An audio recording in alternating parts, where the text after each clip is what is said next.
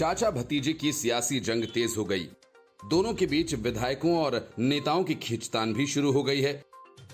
एक दिन पहले अजीत पवार के साथ रहे विधायक और एक सांसद ने रातों रात पलटी मारकर शरद पवार का गुट ज्वाइन कर लिया।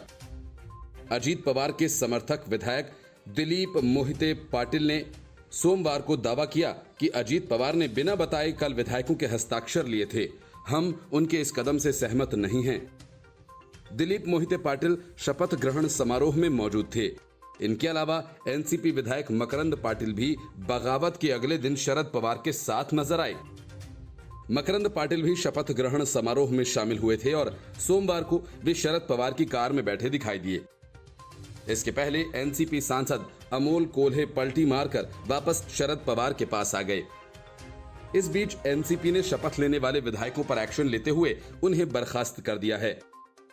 महाराष्ट्र एनसीपी के अध्यक्ष जयंत पाटिल ने कहा कि किसी को भी पार्टी के चिन्ह के इस्तेमाल की इजाजत नहीं है। ऐसा किया गया तो कानूनी कार्रवाई की जाएगी।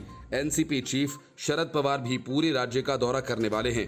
शरद पवार के दौरे की शुरुआत शिवनेरी से होगी। पहली सभा दिलीप वलसे पाटिल के मतदार संघ में होगी। शरद पवार की दूसरी सभा धनंजय मुंडे के परली विधानसभा क्षेत्र में होगी। दिलीप वलसे पाटिल और धनंजय मुंडे ने मंत्री पद की शपथ ली थी।